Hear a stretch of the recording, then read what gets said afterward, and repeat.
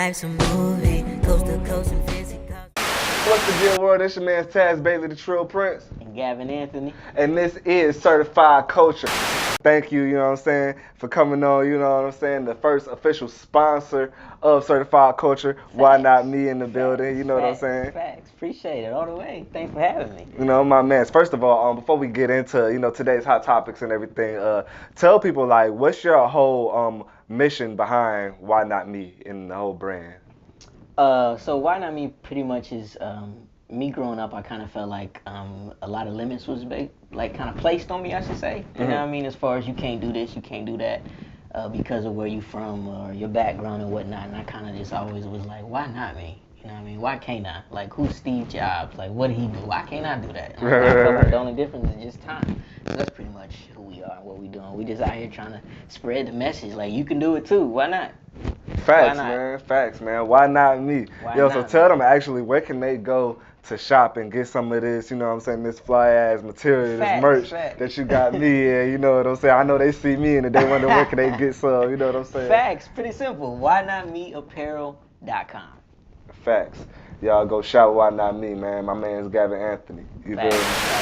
Without further ado, we have to get into it, man. Now, if y'all been keeping up on Instagram, follow us on Instagram, by the way, at Certified Culture ATL. If you've been keeping up with the little clips we've been posting, you might have been seeing us talk about the release of g.o.o.d's new album, g.o.o.d. Facts. Kids on Drugs, King Overdose, Killing Our Demons.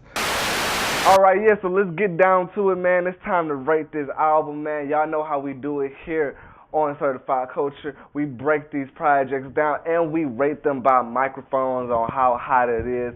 5 being the hottest, 3 being okay, and then so on and down and everything. So before I go ahead and give my analysis, because we just got done listening to it and everything, what's your spill on this album so far, man?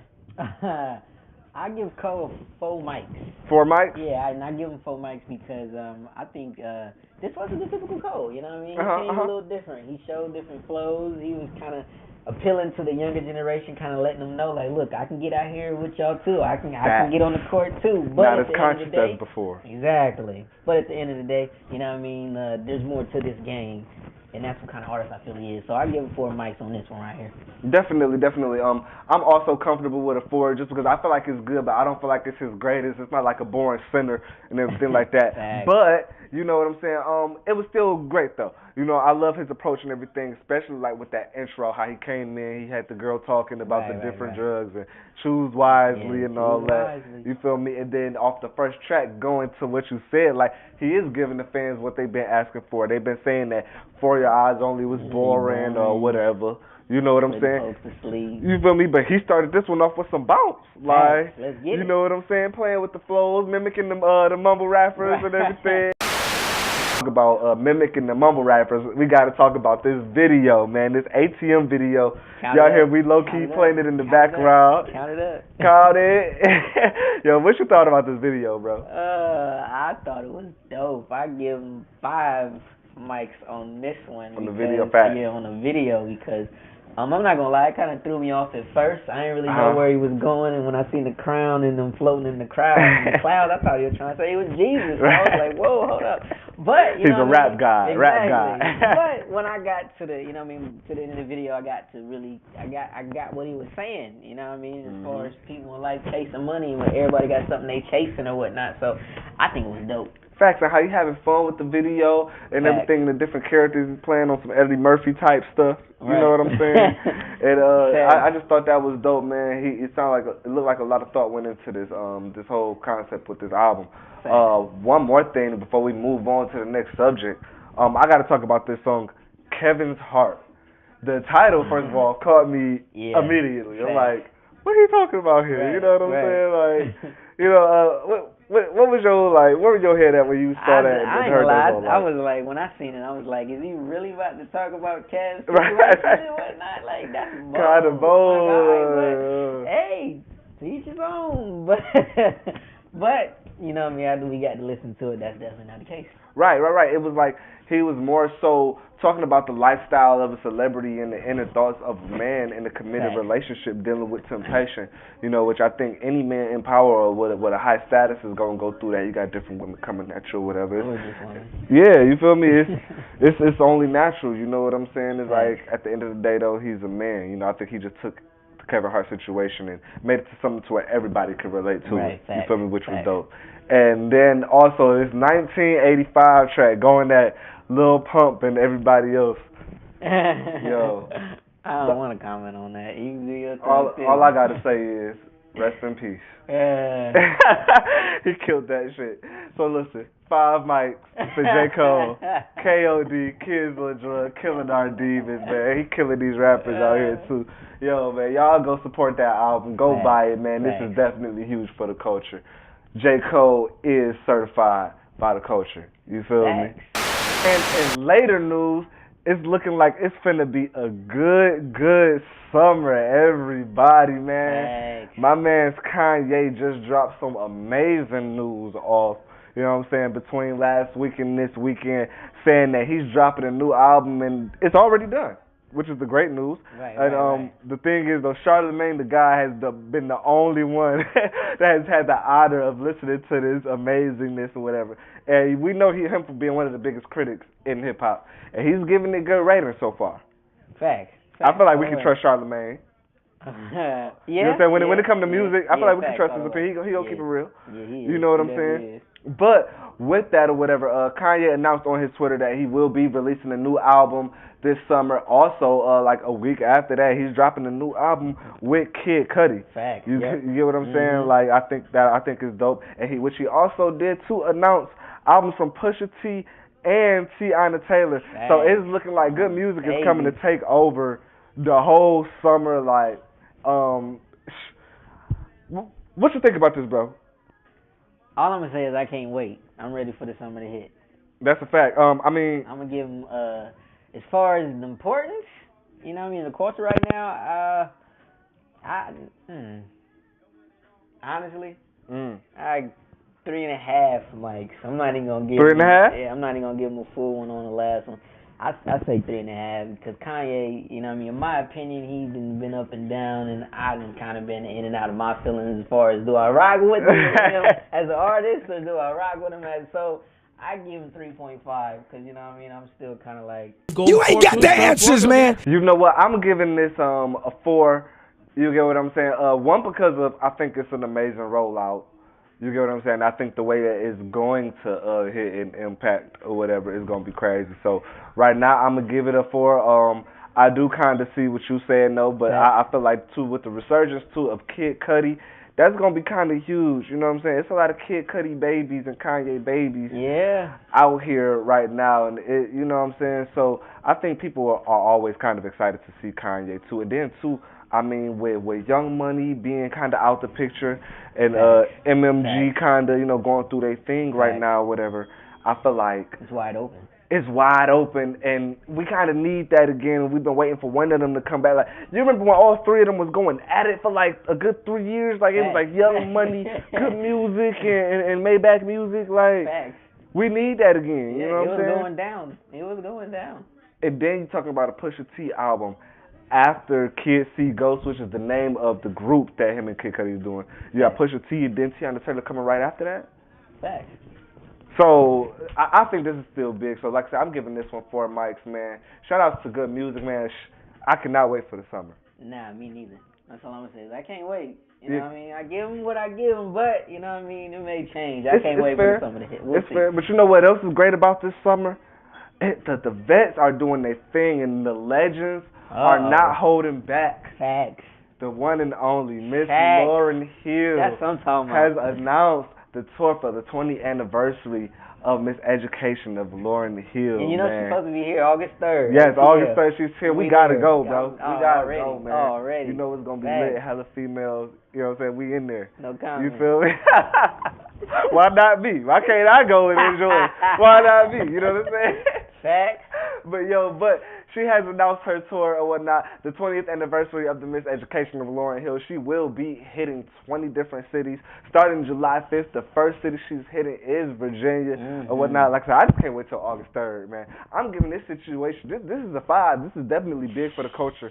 Right now, I think you said it to me earlier, man. Like, hip hop needs this, but not only does hip hop needs the females in hip hop. Yes. Need this. When you talk about the absolutely. queens, we don't hear from her. we don't hear from Lauryn Hill. Like, nah. We might hear from Kim every now and then. You know what I'm saying? Foxy may make an appearance every now and then. Remy is out here. But we don't hear from Lauryn Hill. Nah. So this is like for the 90s babies. Oh God. We need the truth back. We need Miss Hill, thank you. Thank you. There's 2 women, maybe 3 in the hip hop as far as when we talk about that hip hop soul and not even just be in love with their looks but their voices that I will always be in love with. Facts. You know All right, what I'm now saying? you about to say. You know what I'm saying? One of them is Lauryn Hill. Facts. The other one is Mary J. motherfucking Blige. Facts. You know what I'm saying? Let's see if we agree on this last one. This last one, hold on, because I had it in my head and it low-key forgot. I was trying to be smooth and still remember it. But I'm going to come back with that last one. But definitely, you know what I'm saying, those 2. When it comes to Lauryn Hill and Mary J. Blige, like, when we talk about that hip-hop soul, like, they are 2 of the greatest. Like, Facts. no. My third one, she may not be hip-hop or whatever, but Sade, Janet Jackson, too. Okay. As a 4th. You know what I'm saying? But I might put Janet Jackson before Sade, though. I was going to say Miss Erykah Badu. Oh, no, that was my fast. That's what I could have. No, I'm mad you took that one. I'm so mad. Look, so that's just my top 5. You got to be a little bit though, you know what I'm saying? But, yo, this is certified culture, man. If it's not here, it's not culture. If it's not culture, it's not certified. We got to take a quick commercial break, man. We going to roll out into a skit, and we will be right back with more certified culture. I got an interview coming up with my man's Alan Z. Y'all stay tuned for more, man. This your man's Taz Bailey. Alright, yeah, I'll be there tomorrow. Alright, yeah. Showing up in the home late. Give me a little nap in real quick. If I ever fall off, then I'm falling from a planet. Disturbing your cable, the satellites where I landed. Next destination will probably be Hello? I'm a ATLA. Just come on in. What's going on here? You asleep?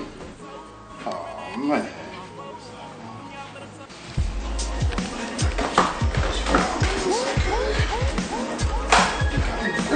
Eat good, my nigga.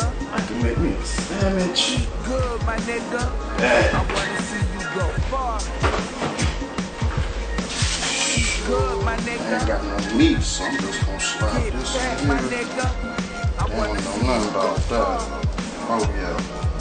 I dump the weed up out the corner, roll it up and let that motherfucker fast rap.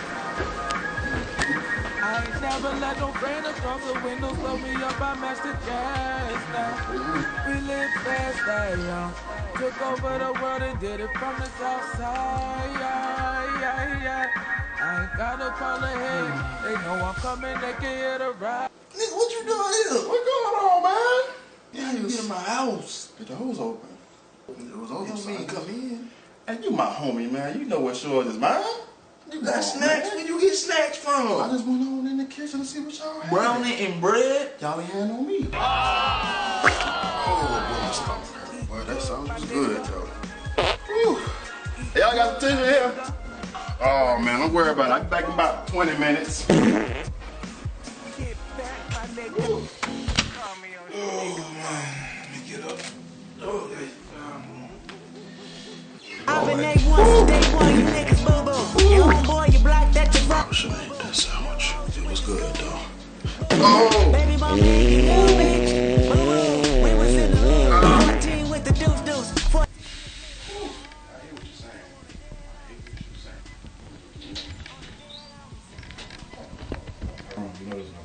I know, it's nice, too. I like it.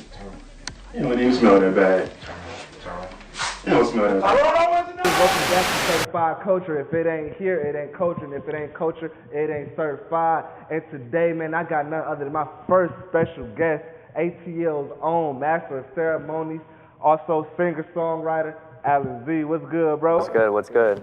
Man, how you doing, man? Thank you for coming, being our first guest. You know, No problem, man. I'm honored. You know, coming all the way from Cali, right? Yeah. What was going on out there, man? How was that whole, trip? What you had going on out there? Well, I got a lot of close homies in Cali, but the main reason I was there was to shoot a music video called Rare. It's with it's with a Bay Area rapper named Chow Mein. So it's like a little, it's a collab single we did. We shot some skits there too in Cali. So Definitely. You know, I see you moving around a lot. You work with a lot of independent artists. It seems like your grind is heavy. What I want to know, and what I think the people want to know, how did you get your start in music? I mean, I've been rapping since I was like 12. So I feel like, ever since I made up my mind that I wanted to do music, it never stopped.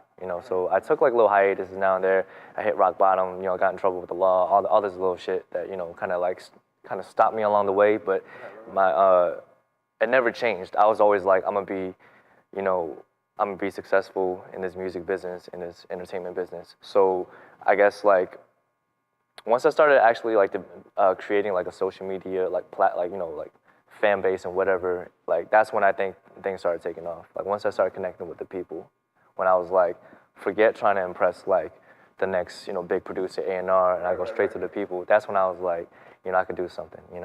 So let me ask you this, because I feel everybody is inspired by somebody, and you may be able to hear the cadences a little bit within the different flows or whatnot. So what I want to know is that moment that you wrote your first rap, when you put that pen to that paper, who influenced that moment for you? Who influenced you to pick up the pen and start writing? I'm sure like most people that know me know. Like you could probably guess it. Let me see. I'm gonna let you guess. I don't want to be too cliche. Don't say Jen. No, hell no. no. Yo, Jen's my man's, but no. Eminem. Okay, I was gonna say M at first. I was thinking one of the two, mainly because of the whole battle rap. Well, see, I'm not gonna lie, because the funny thing about I'm gonna go to Jen in a little bit, but Eminem, like I found him like when he first came out, the Slim Shady LP, right? And so when I saw him on MTV, I was still in elementary school, and that's when I was like, yo, like this kid he's white, but he's like has so much aggression. He has like all these like I don't know. It was kind of like he was making fun of pop culture at the time, and as a kid, you just want to rebel, right? So I was like, he's so good, and then I was in a predominantly black and Hispanic neighborhood, so I felt like that rage he did, being picked on for my race and being different. So I was like, he was like the person I kind of connected with most, because besides Bruce Lee, we don't really have heroes like that, especially in the 90s, right? So Eminem was like the closest thing for me to be like, I relate to you. So I mean, even to this day, I still kind of like, I feel people always say you got a lot of M cadences, which I know, because right, just like I'm very technical. I do a lot of punchline heavy shit. I say a lot of like shocking stuff to kind of get you to go, whoa, did you say that? Right. You know what I'm saying? So when I wrote my first rhyme, I tried to do that, but of course I was whack. I was 12. You know what I'm saying? I was like, but I still had the mindset of, yo, I want to be the best rapper ever. You know what I'm saying? Definitely. But to add on to the Jin thing, right? Like I was also a kid. I was like, the funny thing is, I saw his first battle, the one when he was like in the Tony the Tiger outfit, you know what I'm saying, like the orange. Oh, wow. You know what I'm talking about? Yo, and the funny thing is, nobody knew who he was, right? So I was watching it, I was at a friend's house, and I was like, yo, please don't suck, please don't suck, please don't suck. I was like, yo, if you do this and fuck, because I'm like, he's the only Asian dude, right? That's representing Rough Riders and everything. Nobody knew, because he was, and then so when he won the battle, I was like, did he just do that on national television, right? And then I just remember, I'm like, how crazy is it that I saw the first battle he ever was in on TV, right? That's crazy. So yeah, he definitely was a pioneer, Legend, that pioneer, like for real. Now going back to it, you spoke about being different, right? And the thing when you talk about being different, the thing I love about you is your videos are very different. Thank you. And one of my favorites that I gotta say is Dojo. You know what I'm saying? And I see like you put a lot of your heritage in it. Like before we even get to it, like let's talk about the bars. You had one bar in there that hit me. You said, I ain't talking taking over your block when I say I'm Marshall. Yeah. Oh my God. Yeah. First of all, tell me, how did the concept for that song come about? And also, does your does your heritage have a heavy influence on your music as well?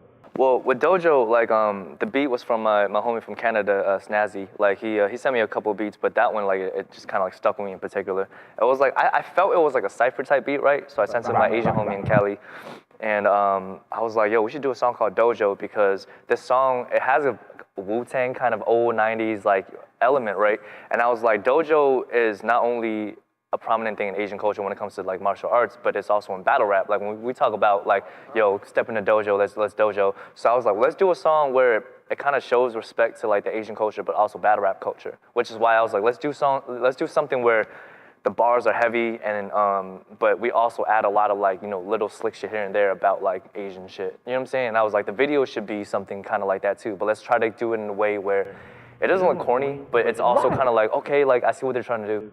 Yeah, and I like how you had them emulating the moves and Yeah, everything, and it was dope. It was real dope. You know, I kind of want to back up a little bit. You know, while we're mentioning battle rap in between. You know, I see you a lot in the battle rap crowds and everything, and you know, people hearing us talk about it here, you know, in the interview. I know they're wondering like, well, is he a battle rapper? Or you know, what is your relation to battle rap? I would definitely say I'm definitely like at the core a fan of the battle rap culture. I feel like I'd be like a Drake of the culture in a sense. In a sense, like when I get big, I'm gonna start investing into the culture as opposed to an actual, you know, participant. Because like for me, because my branding is more so like focused on like, you know, what's out now and women and like, you know, like just, you know, it's kind of like urban hip hop, pop and whatever. For me, it'd be going backwards to get into something that's like more about the streets and more underground. So as far as like that, I was like, if I can't be a part of it, like as a participant, I'm gonna do everything I can to support and just, you know, be like, cause I'm really close friends with like, you know, people that you know, as far as like the battle rappers and everything. And I'm just like, I'm such a huge fan of it. And it definitely inspires me. I think you can hear it when I start rapping. It's like like that Tekken bar. Yeah, that's like a haymaker in a battle rap. Hey, You know what I'm saying? Like, yeah. You can't help but go to these battles, and if you're an artist yourself, but to go back home to the studio and get inspired and elevate your pen. Right. You know what I'm saying? So I definitely feel like, you know, it's a part that every MC needs. Right. If you're not going to battle, I definitely think every MC should at least experience going to one. Right.